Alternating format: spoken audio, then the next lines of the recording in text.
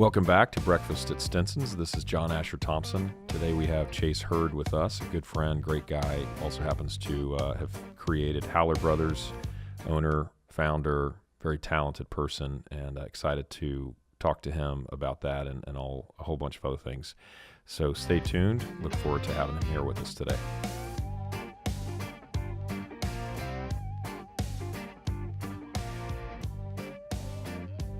Today we have Chase Hurd with us, founder and other titles with Howler Brothers, I think. Welcome, Chase. Good morning. Glad to have you. Great to be here with you, man. Yeah, so we're excited. And we have, I think we were one of the early customers. We saw that the UVA colors. I don't know if that was intentional or not, but I have that jacket, which we love. Yes.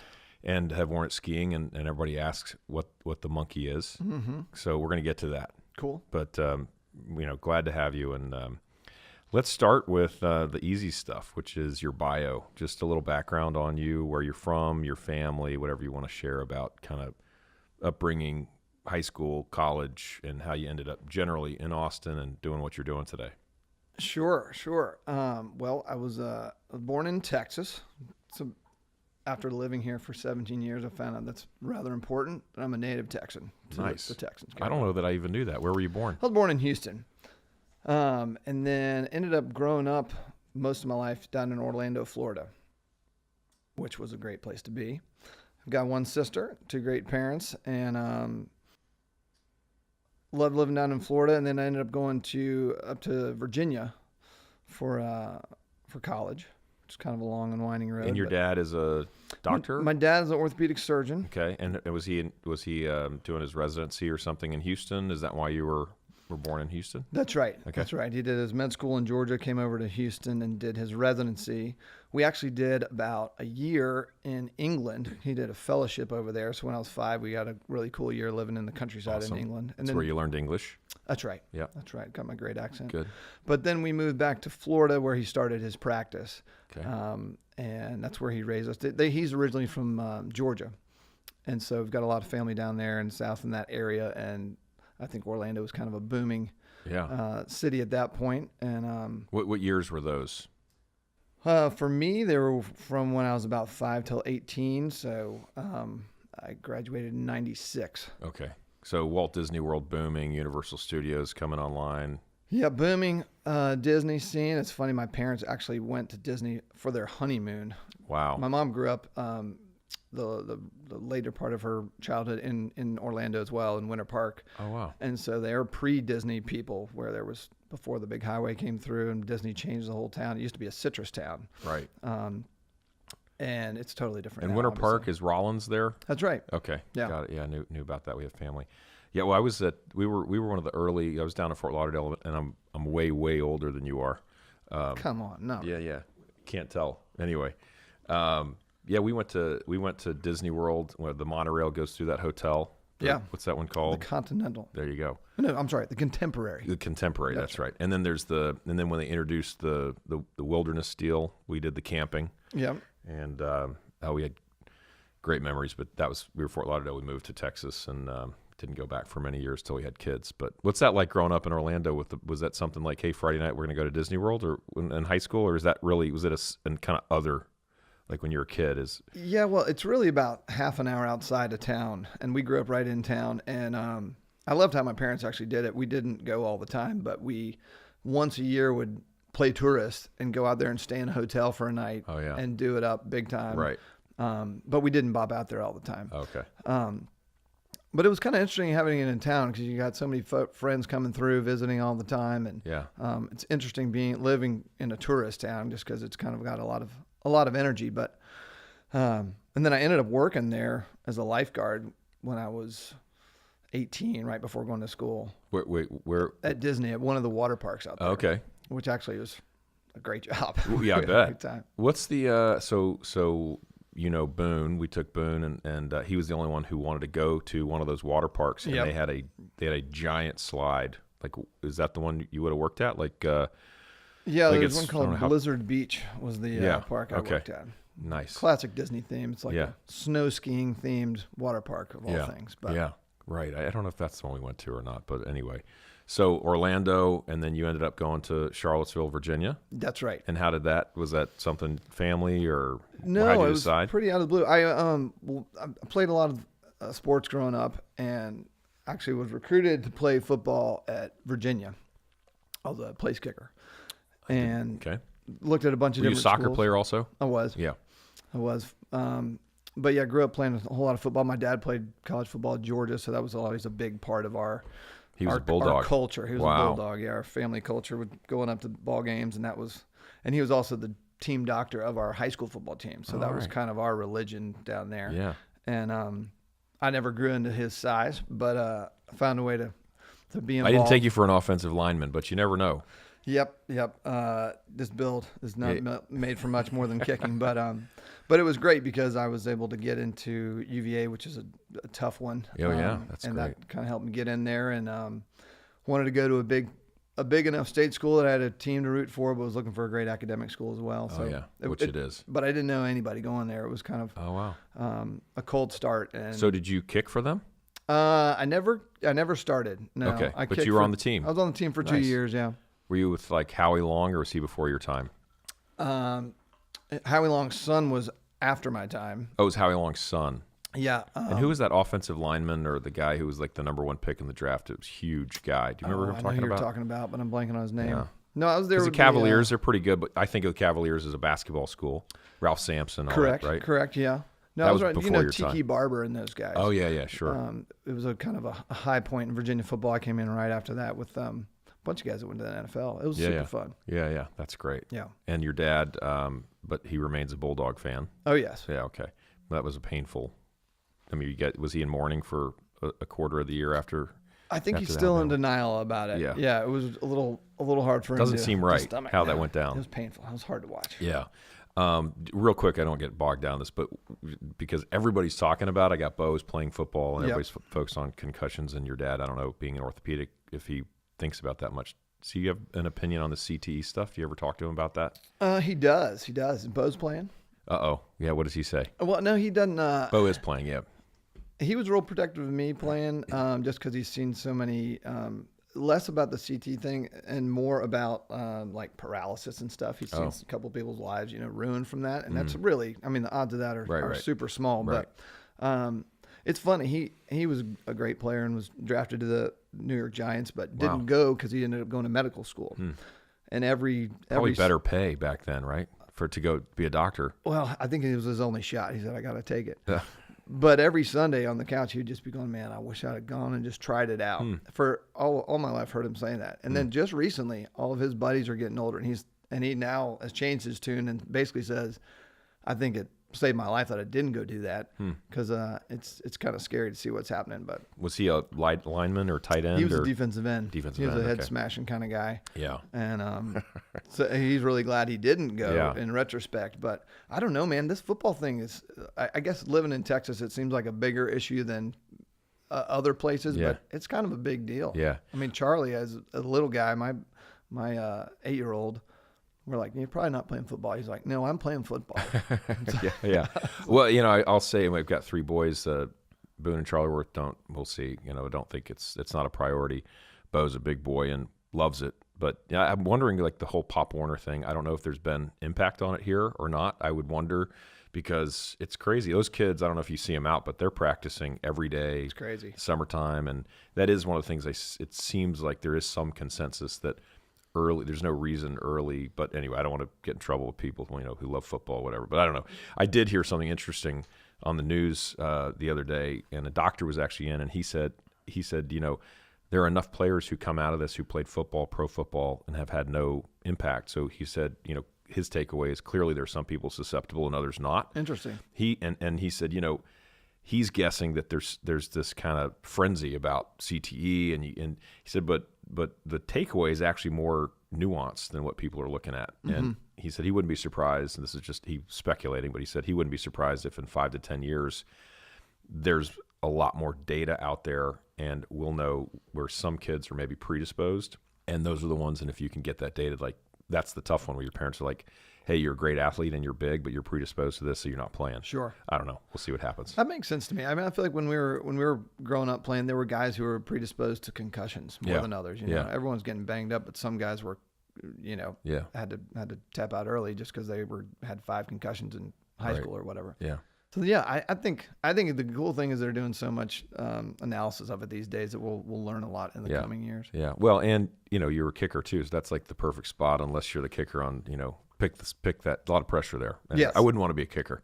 But yeah, it's kind of a hero or zero type situation. Right. But it's a lot of fun. Yeah. So UVA, tell us about that, and then I don't know a whole lot about, we've gotten to be friends through the school, and sure. and so we've been following you guys, you and Helen, and pulling for you and excited about all that. But how did you migrate from UVA to doing what you're doing today? And I know Helen was a lawyer. I don't think she's practicing anymore. She's not. She works with our company as well. Keeps her super busy, but it's a kind of a strange and winding road how we got out here. I was studying economics and fine art at UVA, and kind of always had a left-right brain split thing going, and wanted to pursue architecture. So I ended up taking a couple more years. I was working as a painter for a little while, trying to make it as like a artist, but that's a really tough way to make a living.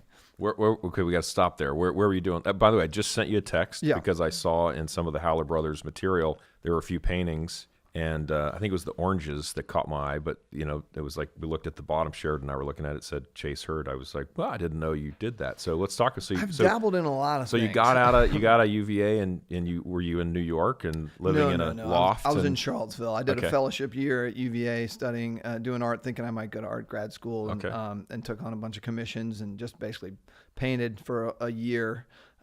Really enjoyed that, but then kind of had an appetite for a little more of the pragmatic side of artistic endeavors. What was your skill set? I mean, were you I'm a terrible artist and I'm a terrible painter. I enjoy looking at it. I was actually in DC, went to the National Gallery of Art, which I enjoy doing. That kind of stuff.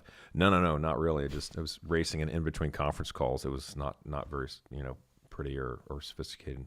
We got to get the kids back to DC. That's on our list. Yeah, don't do it in August. It was so hot. It was miserable. Anyway, so were you a form guy? Like you could just look at a person and draw it up, or were you landscapes, or like how did you look at your art?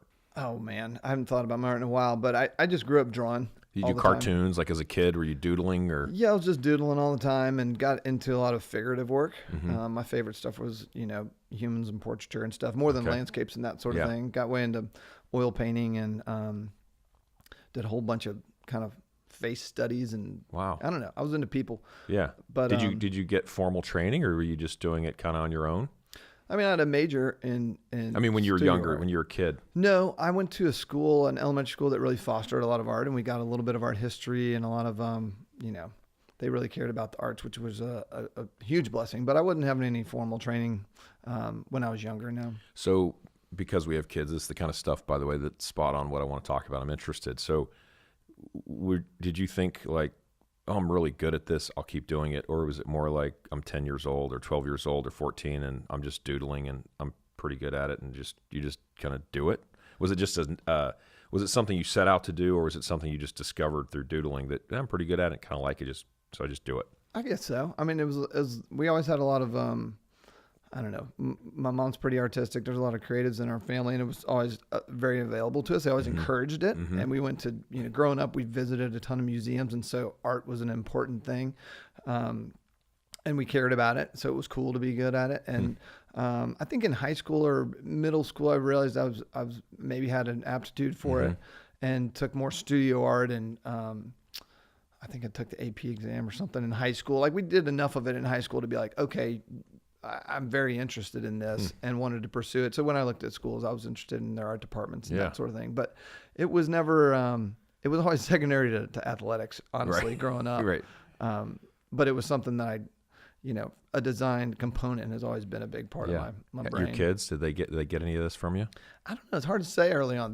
My daughter, Jenny, is extremely creative. So she's just like, more creative than I am for sure. She's just coming up with stuff all the time. But I don't think we haven't seen any evidence of any brilliance. Is Helen? Which is she? Left brain, right brain? What is she? I know she's a lawyer. Probably the was a lawyer. opposite. Yeah, Okay. she's our brain. It's fascinating. I love learning how people's brains work. Yeah. The older you get, Yeah. our brains work in totally different ways. I'm extremely visual. She is very verbal and extremely gifted on that side. But I think she would tell you that creativity and artistic stuff is not her strength. Got it. She's got a lot of other ones. Yeah. Awesome. So, okay, UVA, and so you're coming out of school, and you're also a musician. Yeah, so at UVA we met. It's like a Renaissance man, Becca. I kind of no. At UVA, I fell in with a great group of guys, and as an out-of-stater, didn't know a whole lot of folks, but I was lucky enough to find a great group of fellas, and through that met a couple of the guys who we ended up starting a band when we were in I guess our senior year. We were making, doing cover band stuff, playing frat parties at night and playing bluegrass shows in the day. Nice. And I picked up the banjo. Cool. And so we were kind of doing this alternative country thing. Ended up. Did you play guitar before that, or you just? Yeah. Okay. Yeah. And is that hard? Banjo? It's a little different. You're a guitar player, right? Very, very basic, but yeah. It's just different. C, D, E, G, that kind of thing. It's still a little different coordination. Yeah. Banjo's a lot more right hand picking heavy, whereas your chords are pretty basic. Yeah. And I'm a terrible banjo player, but I just good enough to get by. Yeah. And a singer? Do you sing? I do. Okay. I do. So we ended up. Want to sing something for us today? No. With the no mic? way. Come on. Way too early for that. Okay. All right. But yeah, we started writing some songs and actually started recording original stuff when I was spending those years in Charlottesville. And we had by this time toured around a bunch, and we were really close. 2 or 3 of the guys in the band were still good buddies, and actually circling back later, they're who we started at Howler Brothers with. Okay. So and are you still have the band, right? I mean, at least as of a year or two ago, you still would go occasionally out and tour, right? Yeah. Same name? What's the name of the band? Wrinkle Neck Mules is the name of Let's the get band. that down. Say that again. That's a terrible band name. Wrinkle Neck Mules. Okay. Where did that come from? There's really not a good story. We get asked that a lot, as you might imagine. We used to make up new stories every time. My favorite one, though, is that in truth, there were drug smuggling mules in the Civil War that brought opium to the Civil War soldiers. The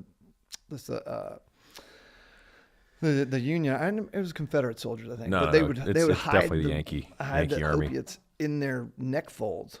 Wow. These Wrinkle Neck Mules. Oh my gosh. So I'm going with that one. Wrinkle Neck Mules. I love that. Okay. All right. So you still play? We actually just played. We don't play as much anymore. Just it's tough with life and family and everything. But we did just do a little run of shows in Virginia and Washington D.C. last 2 weekends ago. Do you go the fraternity, sorority circuit, college party things, or? No, we've moved on from that. That's a fun one, but no, this was a club, small theater type as thing. good as he looks at 40, I'm still thinking people going like, guy's old, right? With that stash. Oh, super old. Wish you all could see this. He has a giant mustache. Is that new? Kind of new. Yeah, okay. New. I mean, usually you got the beard. You're Howler Brothers. You got to have that kind of outdoorsy thing going. Yeah. We had a Magnum PI party themed party a while that. back, Yeah. and we all shaved our beards into mustaches. And by the Becca, do you know Magnum PI? Oh, gee. Get into it. Actually, it's coming back. Yeah. We're bringing it's it huge. back. I don't think it's going to be the same, but Tom Selleck, look him up. Yeah. I love Tom Selleck. Okay, so 1980s, he drove the Ferrari. Who was the butler? He just passed away. What was Higgins. John? Was it Higgins? Yeah. So Higgins you should download these shows. it's classic. Yeah, it is. Yeah. Anyway, He's definitely got a Tom surprisingly, I got Selleck thumbs thing up going on right that. now. Yeah, Yeah. he does. Yeah. My mom also loves Tom Selleck. See, He was we're in closing Friends. the. He was in Friends. He was. Oh, he was somebody's dad. Yeah. No, he was somebody's He was- friend. He was Don't- Monica's, she's making faces at me. Monica's Okay. It was his second act, yeah. Brilliant. second Monica's boyfriend. Yep. So older men, because he was way old 2 through 4. at that point even. Yeah, okay. All right, anyway. Tom Selleck. act. Tom Selleck. New interview over here. Tom Selleck's joined us. Okay, anyway. Tom, go ahead. Where were we? We were Wrinkle Neck Mules. Oh, yeah. Wrinkle Neck Mules. So, Yeah, still so you alive got and in a band- kicking. Okay, kicking. I like the metaphor. So, okay, so you did that. You're doing the art. You're playing in a band, and that brings us up to 16 years ago. Figured I needed to figure out a way to actually make a living. As much as I love Had playing you met? music. You had met Helen at this point. I had met Helen, yeah. Helen and I started dating our senior year at UVA. So she was a sport to my many meanderings as far as career path go. And at this point, she had been working in England for a bit and was preparing to apply to law school and stuff. And so I thought I needed to figure out how to make a living as well. And architecture had always been a focus of mine. So I had applied to some architecture grad schools and was very excited about pursuing that. And Austin was the top school I got into. They've got a really great graduate architecture program. So that's what brought me out here. Actually, it was funny. I came out to visit, and I'm a music nut, obviously, and this Austin music scene is kind of my favorite stuff. Yeah. And I happened to come out during South by Southwest, which I didn't know was going on. And I was like, every single one of my favorite bands is playing tonight in this town, and my head was exploding. I was like, I'm definitely coming. Well, so what were those bands? Oh my gosh, it was just a couple. Man, What year? I'll buy you some time here. What year is this? This was 2000, 2001, something like that. It was like Wilco and Only Sevens and a bunch of those kind of. Yeah. Wilco was Billy Bragg singing for them. They did a couple albums with Billy Bragg. Okay. Yeah, wasn't he the lead singer before Wilco? And then he left or something? I know he's been on his own for a long time. No, he's got his own kind of. I think he's Northern Ireland folk guy, and Jeff Tweedy is the lead guy of Wilco. Right. And they came together and did an album of Woody Guthrie's. Oh, cool. Hits. They remade them. Yeah. Mermaid Avenue, I believe. All right. Very And cool. it's funny, I'm surprised. Did you have a place to stay? Like, tough to find a hotel. That'd be an odd time to show up for the first time. Yeah, apparently it worked out. I don't know. We found a place to found a stay, spot. and I think we were just completely unaware. We were mainly doing architecture school tour stuff, but then we were went to see 5 shows that night, me and my dad, and we're just in love with the city and had heard so much about it, and we moved out here. Helen moved out here with me, and she applied and got into UT. Yep. So we were both, our first couple years of marriage were grad students here at UT, which was a really, really fun way to do it. Got it. And so did you get a degree? I did. It took me a little while. I think everyone was ready for me to get out of school, but I did about 5 years at UT and got my graduate degree and As an architect? As an architect, and went and practiced architecture here in town for about 5 years, doing residential architecture. Wow. Yeah. You still do any of that, or? I don't. I love it. I miss it, but it was a tough way to make a living, and Yeah, it is. Kind of got to a point where I needed to either start my own firm or start something else, and we decided to do something else. I love architects, by the way. It's kind of the same sort you of thing. You work with a bunch of architects, I do, right? and I actually, again, it's sort of I don't think I have any talent at all for the creative. Come on. Actually, no, for doing the architecture, right? But I love it, and actually, I love the fact. I love looking at old buildings. I like looking at the sculptures that go with the old buildings and the columns. And it was funny, we were in New York, and my nephew, who just is about to get out of A&M, but it was funny because he was like, I think that's a Doric column. I think that's a Corinthian, So I like all that stuff, and I'm fascinated, and I love working with architects. However, I feel sorry for architects because I feel like they live at the cross-section of art and business, and they always end up getting the short end of the stick. You should feel sorry for them. Well, it's you gotta love doing it, but it's kind of like lawyers. I mean, in a sense, like people go into the law with these ideas of what they're going to accomplish and the justice they're going to work on and all this, and then it ends up becoming about billable hours. Sure. And with architects, they're always getting yelled at. They're being told, well, that's terrible, or maybe that's great, now go draw it. And then you got to negotiate fees because it's a business, right? And so anyway, you probably read Fountainhead. Everybody read Fountainhead, right? Love Fountainhead, but everyone's beautiful creations are getting value engineered down to, the bare bones. That works, right? Yeah. Anyway. No, it's a tough job. It's a tough business. Man, it's a really cool profession. I mean, it's super cool. It seems like you need a patron. Like go back to the 1500s. That would have been patrons great. Would work great. Did you read the book I was just reading? So last week I was reading this very interesting book about Jefferson as an architect, and it was one of those. Anyway, the first chapter was on the Italian Palladio. Mm-hmm. And I guess this was a huge book in the 1700s. He had written a book on the 4 styles. Palladio was the godfather. Yeah. Anyway, I was like, I got to order that book.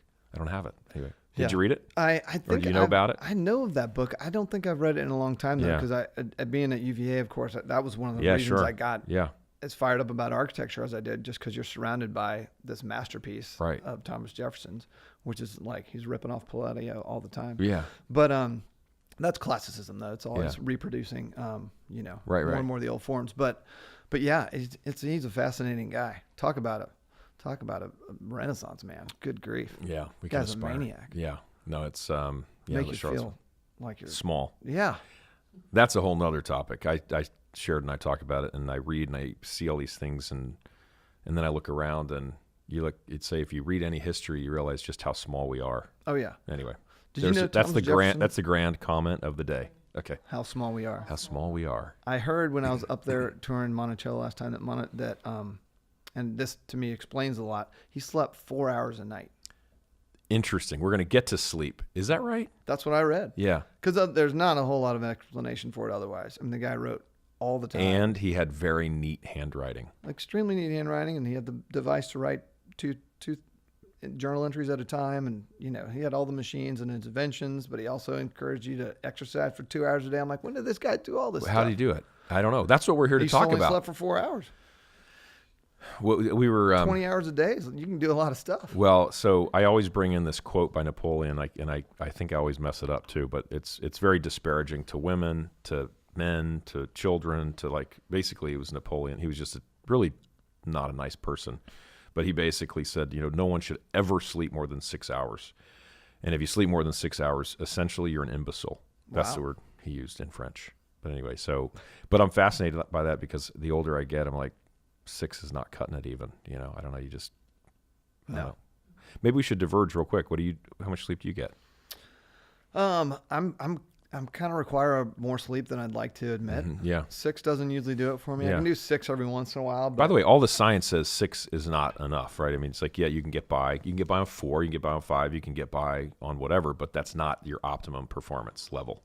No, for most people. I'm a 7.5 hour guy. Okay. What about you? I thought I was the only one getting asked the questions. Anyway, what about me? Conversation, I right? think I need. I go back and forth. I think really what it boils down to is how hard I sleep. So if I wake up a bunch in the night, I could lie there for 9 hours and wake up and feel completely exhausted. Sure. And I got so much on my brain. I wake up in the night thinking about stuff. And, the trick that I've done in the last year or so, but I'm not sure it's working as well because I'm not feeling rested a lot, is I put these books in my ears. And I usually go right to sleep.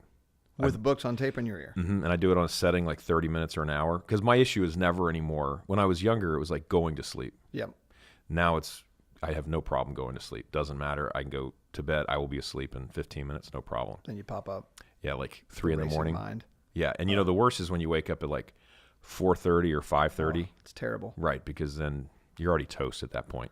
I mean, and I've been living long enough because even sometimes I entertain this idea at 5 in the morning. I'm like, okay, I went to bed at midnight. I got 5 hours. I feel pretty good. Maybe I'll just get up because I feel good. And I get up, but I know now I'm going to get up at 5, and by 8:30, I'm going to feel like I just ran a marathon. Yep. And all I've done is had a coffee. Yeah, and another key for me, because I sleep pretty darn hard, but I've found that your sleep cycle is critical about as far as how easy it is to wake up. Yeah. And one of my buddies took a class on it in school, and we kind of nerded out on it for a while when we were in college. But there's these 3 hour sleep cycles, and then an hour and a half are the 3 hours are the big ones, right. And then an hour and a half there's another kind of smaller one. And if you wake up in your deep REM sleep, you just feel like trash. Right. But if you time it right, that's why I say 7.5 hours. Yeah. It's 9 or 7. I love that you thought about this. This is good. Oh, I've thought about it a lot. Yeah. Why not? I mean, right. It's part of our daily life. Yeah. But when I hit that magic 7.5, I just pop up feeling fantastic. Anyway. Okay. We need to do another podcast on sleep. So how do you, real quick, and then we got to move on. Yeah. How do you do the 7.5? So what time do you go to bed? Usually you have a routine. You got it. Because all the doctors you got to go to bed at the same time. You got to get into a routine. But how is that? That's not possible. No, I'm not very good life. at a routine. If I were to say the average, it would probably be going to bed at 11 and getting up at 6:30. Okay. When the kids are in school. Yeah. We've and you been get up at lazy this 6:30 summer. without an alarm? If I'm lucky. Yeah, okay. If I'm lucky. So 7.5, you feel like that's kind of working out. That's just what I shoot for. But, yeah. Okay. That doesn't always work out. Yeah. You know how it is running a company. It doesn't. Company, kids, all the sleep stuff. is always, right. falling to the back burner. Right. Absolutely. Okay. So let's jump through. You got 5 years under your belt as an architect. You're living in Austin, Texas. This must be 2005-ish. It was just about there, 2006-ish. Okay. Started getting a little restless. Yeah. And And I kept up the artwork on the side. Was still doing commissions and still had the painting studio up, so I'd get home and mess around with art stuff. And had done a couple of T-shirt commissions, like graphic art stuff for a couple of other clothing companies who were friends of ours. Actually, we were friends of Wrinkle Neck Mules, friends of the band, and was really excited about it. Got way into these designs. Was like, this is really fun. I got a knack at this, and they didn't end up using them, which was fine because they weren't on brand for them. And I thought, I think I want to make these anyway. And they were kind of this. They were basically some of the first designs of Howler Brothers, which was this kind of coastal active lifestyle, surfing, fly fishing. So art, though, started with art. It started with art, yeah. Little punny graphics, horseshoe crabs and peacock bass, where a bass with a peacock tail, and goofy things like that. Yeah. But we decided, I think we can make these. And then I think through the music and stuff, my partner, Andy Stepanian, he's the other songwriter in the band, and we're best buddies and co-conspirators on many, many ventures. And we got to talking about it and thought there was a bigger brand idea at work that could be more than just tees. Because I was like, I don't want to just make some T-shirts. We think there's a bigger identity here that hasn't really been tapped into, because we both grew up on the East Coast doing, surfing and in and out of the water and fishing and this sort of things. And I always loved the outdoor brands, but couldn't really associate with the ice climbing and mountain lifestyle. So many of them are West Coast based and mountain based. So like what, Patagonia, that kind of thing? Yeah, North Face, those big guys that were awesome, and I wore all their clothing, but it was always kind of like, that was foreign to me. So I was like, we thought there was something there for a different region, and then I think it grew into something that was larger than a region and a bigger idea. But so we started for a couple of years, just started kind of hammering on, okay, how do you start a business? How do you go about doing this? How do you secure manufacturing and get partners who know what they're doing there? And so it was another steep learning curve of. Were you still practicing architecture while you're trying to explore all this? Yeah, I was looking into it a little bit.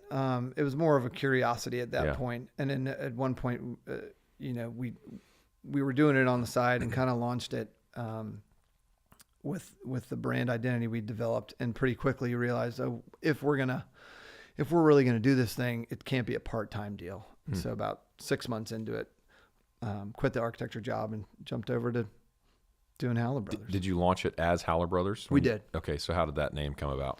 That name was inspired from a lot of our trips to Costa Rica and Central America for surf trips and fishing trips, where the howler monkeys are kind of your soundtrack down there. You ever been down there? I haven't. They're like the loudest animal in the northern hemisphere, mammal. They're crazy. Yeah. Really spooky. Doesn't sound like a monkey at all. It sounds like a freight train.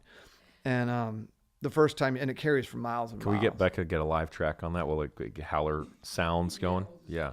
It's creepy, man. But the first time you hear it. Are they at night or just during the day or all the time? All the time. Huh. Mainly during the day. But the first time you hear it, you're like, what the hell is that? Yeah. And it scares you. And then by the end, you've heard it enough that it is kind Put of you to sleep. Well, it's like audible books. Looking back on it, it's like that was the soundtrack of your trip. So we wanted to capture the spirit of those kind of adventures and those trips in this brand. Huh. So that's where it came from. But man, naming a company is difficult work these days. Yeah. Every name has been taken. Oh yeah. Yeah. Did you when you got into it, did you do all your own graphics, or did you outsource something, have someone come in and help you design the brand and all that, or did you kind of do that on your own? I was doing all the graphics and apparel design, which I still handle a lot of, but we worked with a local design firm called, they were then called Dakota Ring. Now it's called Helms Workshop, and we still work with these guys. They helped us with our initial identity. They're actually responsible for suggesting the brothers part. We were just going to be Howler for a while, and glad we incorporated the brotherhood because it's a big part of what our value system now. But they helped us. They nailed this awesome logo type and the monkey. We worked collaboratively on that, but had a little help getting off the ground there. Yeah, and it's funny because you said that there was all this kind of West Coast stuff and icons, and you're East Coast, but I think of Howler Brothers as being quintessentially Austin based. Yes. Do you market it as an Austin? Is that part of the identity in your mind, or? It sure has grown into it. You know, it wasn't initially conceived of as an Austin brand. It was more about this, this lifestyle that we were, fancied ourselves living, that would, our younger selves maybe lived. traveling around and doing the sports that we love. But it's definitely grown into an Austin thing. And part of it is just the amazing, spirit here in Austin. But we do have a lot of Western style clothing. There's a lot of pearl snaps. And this was also the conversation on how the brand got started is not only just from my graphics, but we used to fish in Guayabera shirts and embroidered Western shirts. And we just didn't like all the teched out looking fishing gear. Right. And we just wore our normal clothes out there and goofy hats. And it was kind of like, I think we could supplement these tees and this idea with a more technical version of a Guayabera shirt and a more functional version of a Western shirt with a vintage yoke and things like that. So that was kind of where we thought, okay, this is something interesting that we can put out as far as the functional side of the product goes. So you got fishing gear. You can go buy Howler Brothers stuff and wear it on some river in Argentina or Chile. Like you would go in like Orvis, you could buy something equivalent from Howler Brothers, or you wear it out to dinner, right? Isn't that kind of the idea? You got it. Yeah. We used to say something that works from the boat to the bar afterwards, or it's something that we wear it every day. I mean, I wear it day in, day out, but it functions well enough especially when you're traveling. I love it because it's really easy to maintain stuff, keeps you cool. We always joke that I was telling somebody today about stopping to get coffee at Stinson. So it's like the most expensive free cup of coffee, right? I don't know if you look at it the same way. I think you guys have expanded much farther, so hopefully it's not so expensive anymore for you. And you get to wear the clothes. Where are you guys now? I mean, I know you're in Austin. I see you around town. Are you guys, is most of your business through the internet? Is the majority of your business through retail outlets? How do you sell mostly today? Yeah, it's a nice healthy split right now. The wholesale business kind of grew on its own with people requesting the brand. We initially launched as an online only company. Now it's about 50-50. We've got about 400 shops that we're in nationwide. Nothing huge, but we've got... Are you all across the country? Or are you concentrated in certain areas? Yeah, all across the country. There's definitely a larger concentration in Texas and in the Southeast and up the Atlantic coast. There's also a big following in the Rockies and a lot of the mountain states. And we're working on California and open up some other markets. But it's kind of a lot of mom and pop shops, nothing huge, no big box stuff. Are you working on that, or you prefer, is that something that's a goal of yours, or is that just where you are in your life cycle? Yeah, that's not a goal of ours. So we're actively not going to be doing big box stuff. We're in REI right now, and that's probably about as big as we'll get. I think for the nature of our brand and its kind of niche quality, and a big box deal would be the antithesis of what we want to do, and could be a brand killer. So we're happy to stay with these smaller regional outdoor chains and people that care about the brand and can help grow it out there. Yeah. So how do you manage your life now? Because you do have you have 2 kids, you're married, you got probably a pretty consuming business, I would think, at this point. I know you're off in China and other places. Traveling all the time. How do you manage your life? How do you think about it? You're a pretty thoughtful guy. Do you try to impose order on your life? You get up when you're in Austin, you get up at 7:30, but how do you manage kind of traveling, the responsibilities with your family, spiritual stuff, thinking, creativity, other stuff? How do you do that? I wish I knew how to manage it, man. We're just kind of riding it right now. And it's been crazy. It's really fun. The entrepreneurial journey is all consuming, and it definitely is a huge part of my life and my family's life, especially. So we started in our garage in the backyard, and this was when the kids were 0 and 2, and so we had kids napping inside, and Helen, my wife, was helping do everything from folding T-shirts to taking stuff to the post office and everything. It was incredibly homegrown and very intertwined. Law school prepares you for that. Oh, I know. She jokes all the time about how overqualified she is. But is she doing legal work now? She does a little bit of our legal work. She does more like HR, and now she's moved into doing our logistics, and she's super involved. So I think the biggest balancing act right now is that we're both very involved with Howler, and you have the kids, especially in summertime where there's not... childcare, and I feel tough for the women of our generation, because she's smarter than I am. She's a very ambitious and very talented person, but she also wants to spend as much time with the kids as she can. So it's a tough balancing act. But that's probably one of the biggest challenges, is keeping our family life sane while we're growing this company. But it's certainly is nothing I'd rather be doing. Yeah, that's great. But as far as how I manage my life, I don't know. I just try to, Prioritize time with the family and the kids. Yeah. Especially because I do a lot of traveling, week here, there, and, Right. and then back in the office. So naturally, the week you come home, you're slammed, and you need more hours in the office. So juggling when you get that work done is a tough thing to do as well. And then I think the hardest thing is staying fit too. Like my buddy had thought about it a bunch and said there's, I guess, 4 ways you divide your time between your job, your family, your sleep, and your fitness. And What do you do for at this fitness? point in your life, it's really tough to Yeah. to keep all those going. Something's got to suffer. Something's You gotta got to give, either right? wake up early Yeah. or you got to not run. Do you run? I do run. Yeah. I do the bare minimum, but I'm trying to get better at it. I just I read. just turned 40, so I'm very aware of all this Well, stuff. everybody's complimenting you here in the studio about how good you look at 40. They say you don't look a day over 29, but I don't know. Yeah, I slipped them a couple 20s on the way in. I just talking about the Audible books. I've been listening to this biography. Well, I guess it's called House of Morgan, so it's not really a biography, but it's about J.P. Morgan and all that. And I find that stuff kind of interesting. I don't know, maybe it's boring to others, but one of the funny things that I laughed about to that point is Pierpont Morgan. I think it was Pierpont.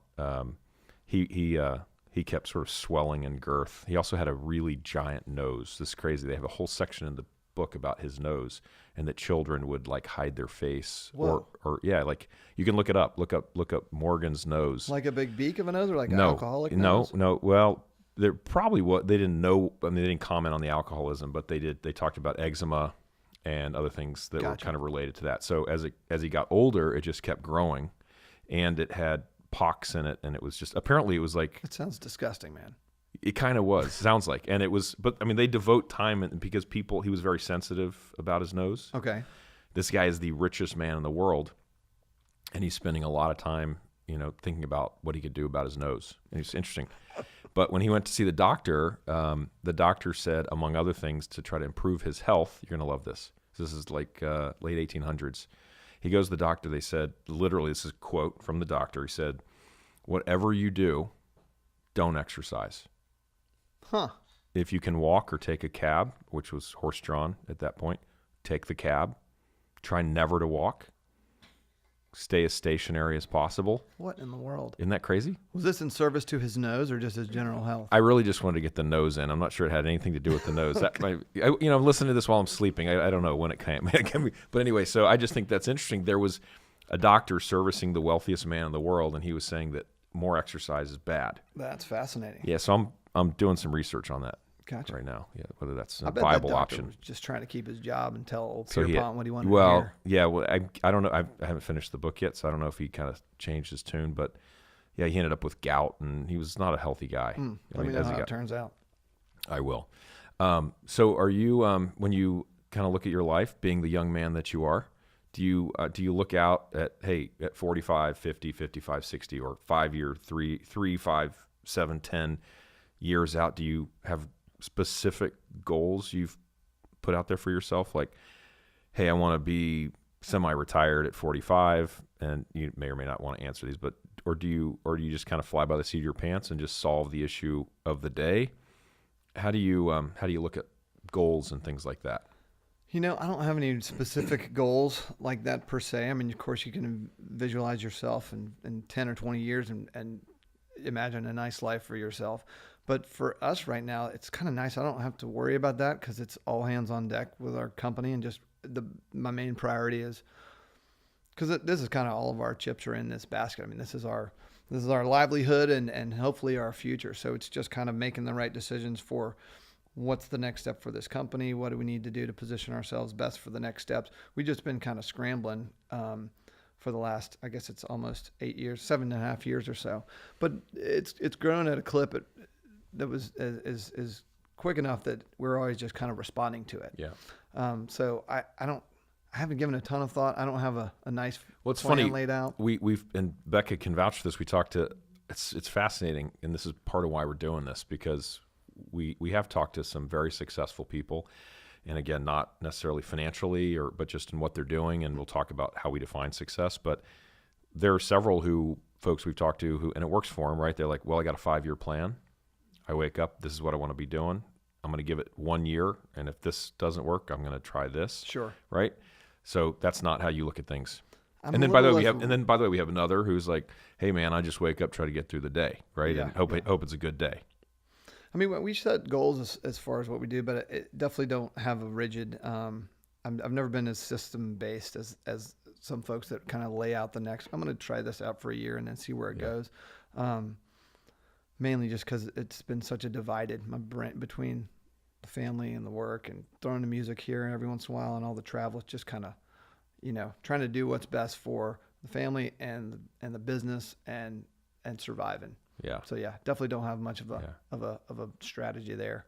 How do you do budgets for the? I mean, like, hey, we hope to hit sales. This is a real quick question, just on the business. Here we're doing if you go out and try to raise money or capital around your business, you go like, okay, well, I got to come up with. By the way, I deal with companies. Like one company I was working with, they're like, we don't really do budgets. We just try to sell as many widgets as we can. Sure. Right. And so then others are like, well, I need a 3 and 5 year financial model and projections going out, because if we're going to go talk to the bank, you got to be able to show them this. And even though everybody plays this little game, like we have no idea what it's really going to do. But so where are you guys on that? Do you run out models of, hey, this is what we think we'll sell and how much we're going to do retail and how much we're going to do wholesale? And man, we try. It's been growing so much that it's real tough to predict. We always talk about the crystal ball every time we're making these bulk orders, because we do have to do a lot of advanced ordering, but we're trying to do more forecasting. Over the last 2-3 years, we've actually got into where we do have a very defined budget and something that we work towards and tweak as we go along. Early on, we didn't do any of that.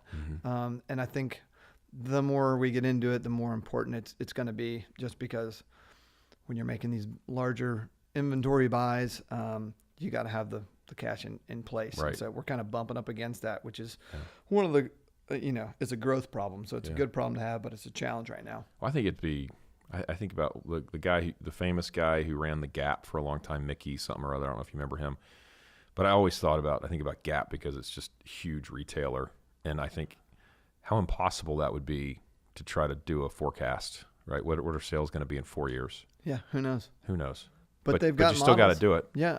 I've talked to a couple of other companies recently, and they're like, man, it's all about analytics and forecasting. Right. We have 3 or 4 guys who are full-time analysts on staff.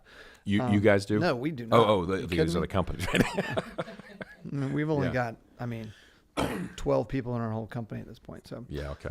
We don't have the time or the resources for that just yet, but man, we need it. We're moving that direction. Yeah, interesting. How do you define? So I mean, I like where this is going, and I like it's a fascinating thing to think about. We by the way, we kind of operate more or less that way, and I think about.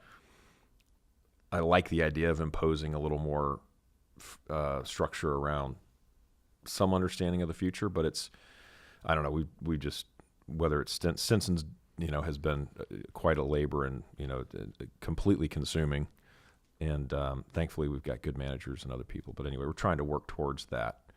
But it's interesting for you guys because we see, more and more and more Howler Brothers. We see hats. When we go out, it's always fun. We'll get by the way, we wear the jacket, not in August, but we wear the jacket and be like, oh, what's that monkey? Get the opportunity to be a brand ambassador for you. Thanks for representing for us out there, we like it. And how do you define success, though, or not though? How do you define success in your life? Do you think about it? Hey, am I doing a good job of? My buddy and I, we used to joke back in law school, and I think how many things we think about in our 20s that kind of fall by the wayside when you get into your 40s. But like, I wish I could find it. Wish I could find it. We were joking. I wish I could find a job where someone would say, you know what, you had a great day today. But just like you, a big pat on the back. You fully were John Asher Thompson today, and we're gonna pay you $1 million for doing that because that was just a great day. You got up at a good time. You're in a good mood. That coffee, the way you drank that espresso was so good. You contributed. Yeah. You get no job like that, right? We just these silly stuff like you're talking about when you're in college. Obviously, I do success very differently today. Sure. Kids and work and balance and all that. How do you define success? Gosh, that's a tough question, John. I talked for a long time to give you time to formulate your thoughts. I know you're thinking. No, it's a big one, and I don't know that. When you're younger, there are so many milestones and points at which for you you can acknowledge. By the way, that's the next question. What's like that? How you define success, and then how would you have defined success if you'd been asked that question when you were 22? Yeah, when I was 22. Gosh. Anyway, just well, that's the nice thing is when you're 22, you're like, I'm gonna work hard enough to get the best grades or be the best athlete I can to get into X school, to get into whatever, to get X job. And now that we're well beyond that, for us, it's just been, trying to make the most of what we have. And I find the biggest blessing is having something that you really care about to work hard at. It's not about this end goal necessarily. Especially I've had some friends who are lucky enough to retire really early, and their biggest complaint is I don't have that driving force on a day-to-day basis, that you do when you are engaged in growing something that's hopefully larger than yourself. As far as success goes, I think it has a whole lot to do with family and the kids for me. We talked about, where do you see yourself in 5 to 10 years, those sort of things. I'm very cognizant of the fact that I've only got another 10 years with these kids under our roof. Yeah. And so that factors a lot into how I spend my time and how we, how you go about living your life. Because then after that, we're going to switch into a very different mode where you've got all this time again, and you've got a different set of challenges and different set of resources. But, man, I feel really lucky to have something that I love to do every day. Yeah. We work really hard at it, but I love working really hard at it. Success for me is not like having a ton of money and a ton of leisure time. It's more about having something that I find challenging and working with people that I care about and that I love. We've built a great team of guys that I respect and I love working with. And of course, my partners are these lifelong buddies of mine. Yeah. And so for me, it's a real engaging environment and one that's really rewarding. Most people say don't start a company with your friends. It's a terrible idea. Luckily, I think our friendship was based on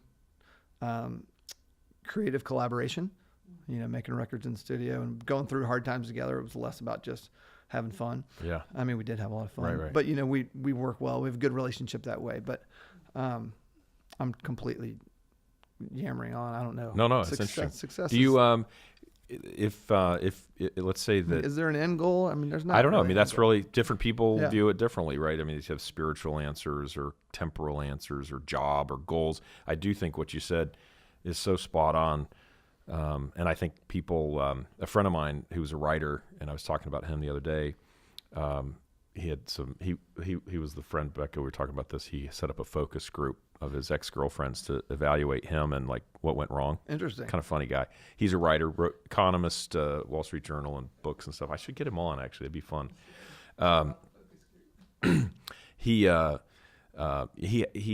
We talked a lot about, he was talking to a psychologist at one point who said a lot of people kind of run out of steam at 40 or some age, right? Mm-hmm. They come up with tools when they're young and they use those tools, and even successful people, those tools kind of work.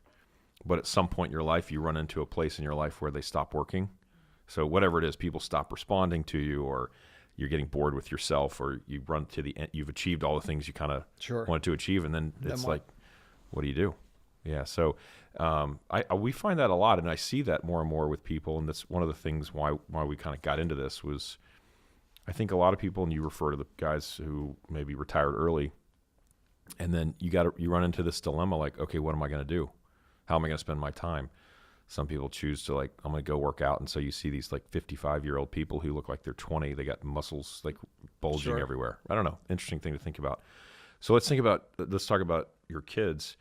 What are the things that are most important to you in your mind that you want to convey to them about being successful in life? Or, obviously, and I think we're not talking about getting rich or that kind of thing, right? So answer that how you want, but what do you convey to them? What do you want them to get from you that you think as a parent will serve them well? Sure. Right? To get them on a path that you think will be good for them. Yeah. It's something we think about a bunch. Especially in this day and age, I feel like the kids are a little bit different, cut from a different cloth than they were 2-3 generations ago. It's a little different world we're raising them in. I think what my parents instilled in me, which I really appreciated, was the value of hard work, and that it's not that hard work is a reward in itself, as cliche as it is. Like having that work ethic and that grit will get you through a lot of situations. We try to teach them to be very adaptable, because you're going to be put in a lot of different scenarios, and being able to adapt is a huge skill set. But one of the things I talk about the most, because my daughter's got her head in the clouds, but being able to dream it and then act on it and do it. Like there's a balance there of not only just wanting to aspire to do something, but then actually taking action on it. I think that's the cool balancing act between, what you can manifest out of yourself. Yeah. If that makes sense. Yeah, totally. And you want them to be good people, obviously, Yeah, right. We teach them to be as open and caring and friendly and as we can. My wife does a better job of that than I do. Yeah. I'm more like, work hard, kids. Right. but no, I'm just kidding. What do you see anything at this point in their lives? You're like, oh yeah, he's definitely going to be a scientist, or he's going to be a football player, or a soccer player rather, football. Right? Or she's going to be a painter. Or do you see things in your kids right now? You're like, if I had to bet, I would say that. I don't know, man. You don't want to put them in a box, right? I don't want to put that on. No. I just don't want them to be entitled little jerks, Yeah. I just want them to really appreciate I like life. that. And, Yeah. I mean, my son Charlie's definitely a jock, and Jenny is not a jock. She's definitely more of a cerebral kid, and so we'll see where they go with it. But I just want to make sure they've kind of got a good head on their shoulders and a good humble perspective on life. What do you think about social media for them? I mean, young age, it's everywhere. It's interesting. You said cut from a different cloth. I don't know. It is different. We talk about the generational divide. Yeah. And one of my little pet hypotheses, I'm wondering, is it accelerating? I know, like in my parents' generation, they were like, oh my gosh, these kids are growing up way too fast because they're listening to Elvis Presley. And today there's always something in there. Yeah. I don't know. Social media, you got to teach them. I got to figure out a way to get them engaged or get my brain around that being a big part of their lives. I just feel like it's an unhealthy, self-centered perspective. And I know it's not all self-centered, but do they wake up and go for the iPad? Oh, hell no. They don't have any devices. Okay. We're not there yet. Yeah. Okay. I've heard we're approaching that, and I'm dreading it. But no, they don't have any connectivity at this point. They're 8 and 9. Yeah. But I've heard the way to do it is to really, it's a part of our world. We can't ignore that. As much as we always talk about, we're going to go move to an island and just raise some feral kids. Yeah. And I would kind of love to do that. Costa Rica that'd be good. Wouldn't it be Sheridan awesome? loves Costa Rica, by the way. She's been. But then they're ill prepared for a life in Right. this world. So it's kind of like, man, how do you teach them healthy social habits? Yeah. Social media habits. I don't know. I need to read a book That's or two. a tough one. I don't know that anybody's got any great ideas, but it's with kids, we'll be fighting it, figuring it out the whole way. I ask everybody who's got kids, and I don't know. I think the answers are pretty consistent. Nobody really knows what to do with it, and it's a my thing. I talk about it with Bo, and he started a little bit late, but it's sort of like you got this mass experimentation going on. Yeah. With no control set, and it's faster, and there's no regulation, and it's really kind of weird. You sit here, and I don't put a lot of stock in experts or anything, right? Because they're like, you can tell me whatever you want, but it's not being done for social good or good. It's being done to make money for people, which is fine. I'm all for the profit principle, but it's like you sit here and you look at these kids, and our kids are connected, but I see it's a struggle for all the parents because it's crazy addictive. And you got massive peer pressure on it anyway, and that's not even getting to like the cell signals and the Wi-Fi and what's that doing? What is that doing to people's brains? Sure. I don't know.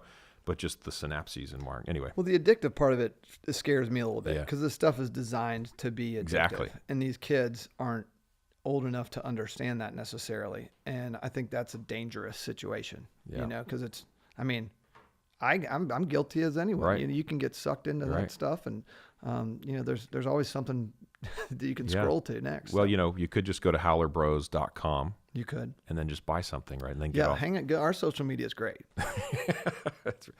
Chase, very glad you came. Thank you. Thanks so much for having me. Appreciate you spending the time with us. Yeah, thanks.